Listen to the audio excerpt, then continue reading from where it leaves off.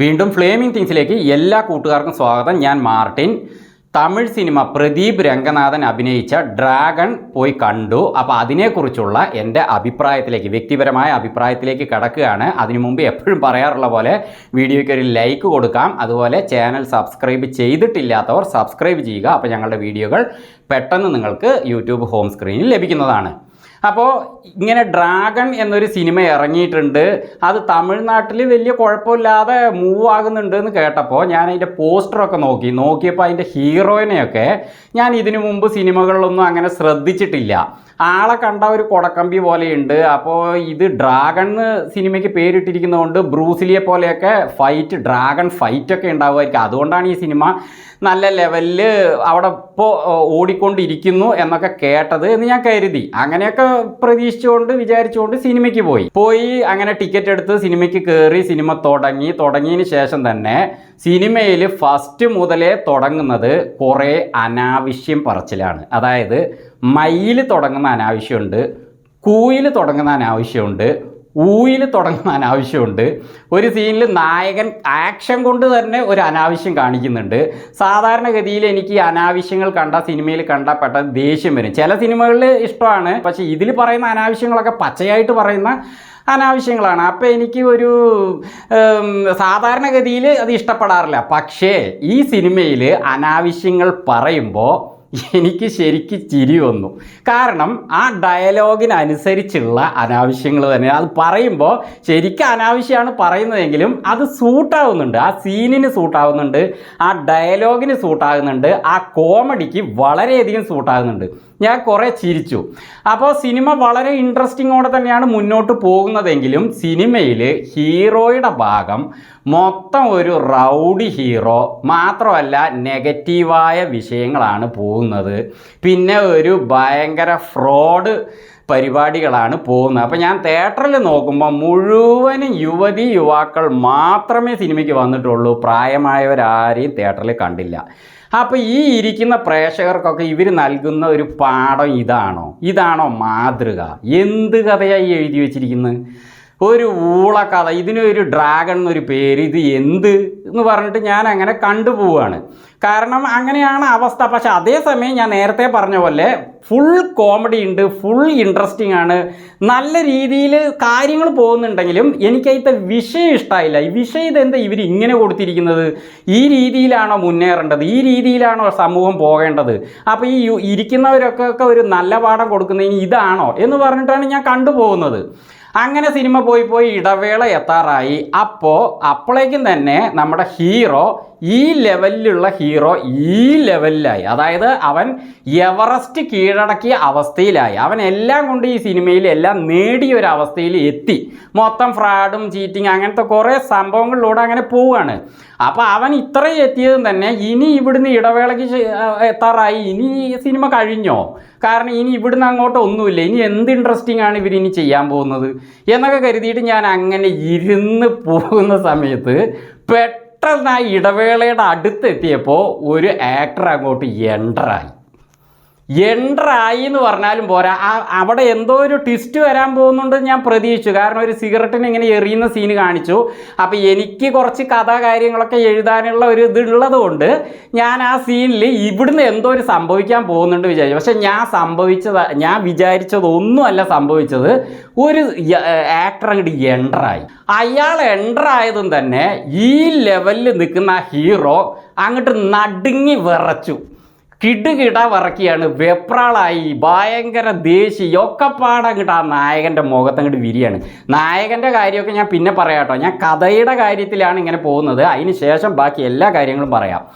അപ്പോൾ ഇയാൾ വന്നതും തന്നെ, ഇയാളെ കണ്ടതും തന്നെ ഞാൻ പെട്ടെന്ന് ആ സ്ക്രീനിലേക്ക് വളരെയധികം ശ്രദ്ധിക്കാൻ തുടങ്ങി. കാരണം എന്താണെന്ന് വെച്ചാൽ അങ്ങനത്തെ ഒരാളാണ് അവിടെ എൻ്റർ ആയിരിക്കുന്നത്.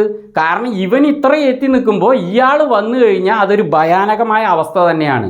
ഇനി എന്ത് സംഭവിക്കും എന്ന് ഞാൻ വളരെ ഇൻട്രസ്റ്റിങ്ങോടെ സൂക്ഷിച്ച് അയാളെ തന്നെ നോക്കുകയാണ്. പ്രിയപ്പെട്ടവരെ, സിനിമ ഞാൻ അതോടെ പിന്നെ ഡ്രാഗൺ എഴുതി വന്ന് ഇടവേളയായി.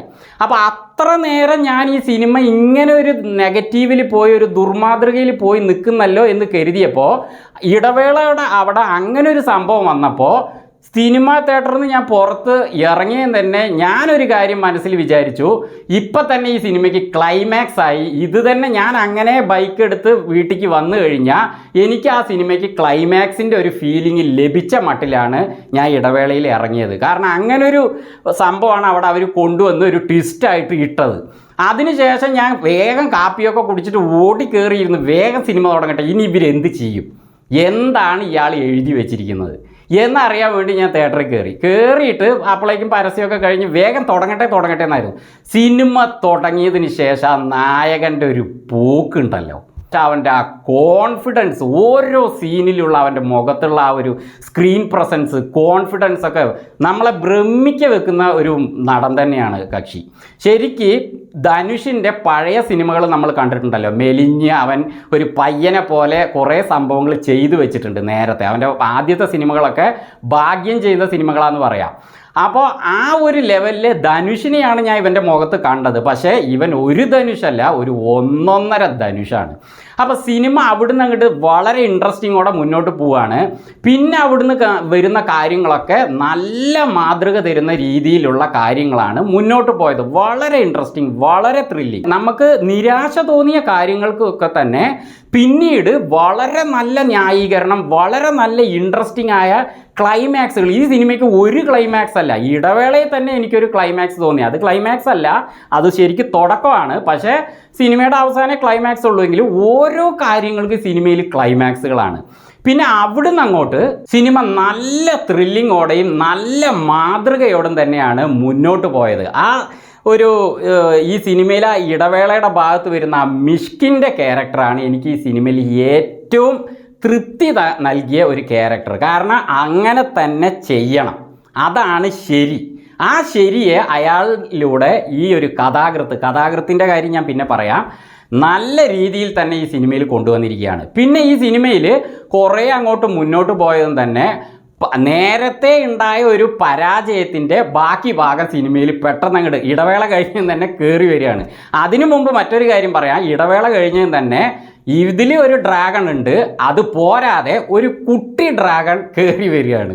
അവൻ ചെയ്യുന്ന ചേഷ്ടകൾ, അവൻ്റെ കോമഡി ഒക്കെ ഒന്നും പറയാനില്ല പ്രിയപ്പെട്ടവരെ. സിനിമയുടെ മേക്കിങ് ഇങ്ങനെ വേണം സിനിമ എഴുതാൻ, കഥ എഴുതാനും ഒക്കെ.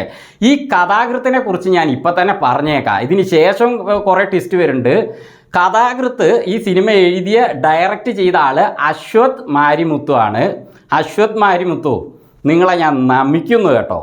ഇങ്ങനെ ഒരു കഥ എഴുതണമെങ്കിൽ ഒരു തലച്ചോറല്ല ഇയാൾക്കുള്ളത്, 2 തലച്ചോറ്. പക്ഷേ ഈ സിനിമയുടെ ഹീറോ ആയ പ്രദീപ് രംഗനാഥനും ഈ ഒരു കഥയിൽ ഭാഗമായിട്ടുണ്ട്, കഥ എഴുതാൻ ഭാഗമായിട്ടുണ്ട്. കക്ഷിയും ഒരു ഡയറക്ടറാണ്, അതേപോലെ ആക്ടറാണ്, അതേപോലെ യൂട്യൂബറാണ്. പക്ഷേ അതൊന്നും എനിക്ക് നേരത്തെ അറിയില്ല, ഞാൻ അങ്ങനെ ശ്രദ്ധിച്ചിട്ടില്ല. പക്ഷേ ഇവന്മാരുടെയൊക്കെ ഒരു മുഖത്തുള്ള കോൺഫിഡൻസ് ഉണ്ടല്ലോ, ഈ സിനിമ എവിടെയോ എത്തുന്നുള്ള കോൺഫിഡൻസിൽ തന്നെയാണ് അഭിനയവും വന്നിരിക്കുന്നത്, എഴുത്തും വന്നിരിക്കുന്നത്. അതേപോലെ ഈ ഇടവേളയുടെ സമയത്ത് ഒരു മ്യൂസിക് ഉണ്ട്, ടകേന്നുള്ളൊരു മ്യൂസിക്. ആ ഒരു ത്രില്ലിങ് പറഞ്ഞറിയിക്കാനേ പറ്റില്ല. അതുപോലെയാണ് ലിയോൺ ജെയിംസ് ഈ സിനിമയ്ക്ക് മ്യൂസിക് കൊടുത്തിരിക്കുന്നത്. നല്ല രീതിയിൽ തന്നെ മ്യൂസിക് അവസാനം വരെയും കൊടുത്തിട്ടുണ്ട്.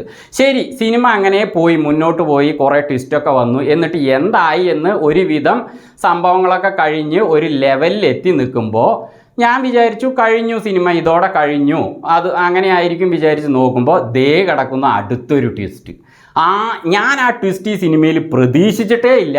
ഒരു ക്ലൂ പോലും ഈ സിനിമയിൽ എനിക്കതൊന്നും കിട്ടിയില്ല. ആ ട്വിസ്റ്റിലാണ് നായകൻ്റെ ആ ഒരു ഇങ്ങനെ ആയിരിക്കണം ഒരു വ്യക്തി എന്ന് കാണിക്കുന്ന രംഗം കൊടുക്കേണ്ട ഭാഗമാണ് നായകന് വന്നിരിക്കുന്നത്. അത് കക്ഷി പൊള്ളിച്ചിട്ടുണ്ട് പ്രിയപ്പെട്ടവരെ. ചുരുക്കി പറഞ്ഞാൽ നല്ല അഭിനയം, നല്ല ഡയറക്ഷൻ, നല്ല തിരക്കഥ, അതേപോലെ കഥ, നല്ല മ്യൂസിക്, നല്ല ത്രില്ലിങ്, അതേപോലെ ആക്ഷൻ, നല്ല ഫാമിലി സെൻറ്റിമെൻറ്റ്സ്, ലവ് ഫീലിങ്സ് എല്ലാം നിറഞ്ഞ തികഞ്ഞ ഒരു സിനിമയാണ് ഡ്രാഗൺ. ഞാൻ ഒട്ടും പ്രതീക്ഷിക്കാതെ പോയിട്ട് ഇത്രയും കാര്യങ്ങൾ ഇവരിത് ചെയ്തു വെച്ചിരിക്കുന്നത് ഞാൻ വിചാരിച്ചില്ല. അപ്പോൾ ഇടവേള വരെ എത്തുമ്പോഴേക്കും തന്നെ ഈ സിനിമ ഒന്നിനും കൊള്ളാത്ത ലെവലിലാണല്ലോ കഥ എന്ന് പറഞ്ഞ ഞാൻ തന്നെ പറയുന്നു, ഫാമിലി ആയിട്ട് പോയിട്ട് ധൈര്യമായിട്ട് നിങ്ങൾക്ക് ടിക്കറ്റ് എടുക്കാം. അതിന് ഞാൻ ഗ്യാരണ്ടി. പ്രത്യേകിച്ച് യുവതി യുവാക്കൾ കണ്ടിരിക്കേണ്ട സിനിമയാണ്. കാരണം വിദ്യാഭ്യാസത്തിൽ എങ്ങനെയായിരിക്കണം, സാമ്പത്തികമായി മുന്നേറുന്നത് എങ്ങനെയായിരിക്കണം, അതേപോലെ ലവ് ഫീലിങ്സ് ഒക്കെ എങ്ങനെ നമ്മൾ അക്സെപ്റ്റ് ചെയ്യണം, ഒരു ലവിൽ പരാജയം ബ്രേക്കപ്പ് വരുമ്പോൾ എങ്ങനെ അത് നമ്മൾ അക്സെപ്റ്റ് ചെയ്യണം, അതേപോലെ മാരേജിൻ്റെ കാര്യത്തിൽ എന്തൊക്കെ ചെയ്യണം, അതുപോലെ ഫാമിലിയിൽ നമ്മൾ എങ്ങനെ ആയിരിക്കണം എന്നൊക്കെ ഈ സിനിമയിൽ വളരെ വ്യക്തമായിട്ട് കോമഡി രീതിയിൽ ത്രില്ലിങ്ങിൽ ഈ കഥ എഴുതിയിരിക്കുകയാണ് അശ്വത് മാരിമുത്ത് ആൻഡ് പ്രദീപ് രംഗനാഥൻ. നല്ലൊരു സിനിമയാണ്, ധൈര്യമായി ടിക്കറ്റ് എടുക്കാം. ഇനി ഇവൻ്റെ നല്ല നല്ല സിനിമകൾ വരട്ടെ എന്ന് ഞാൻ പ്രതീക്ഷിക്കുകയാണ്. നല്ലൊരു ആക്ടറാണ്. വീണ്ടും മറ്റൊരു വീഡിയോയുമായി വരുന്നത് വരെ ഫ്ലേമിംഗ് തിങ്സിൽ നിന്ന് ബൈ.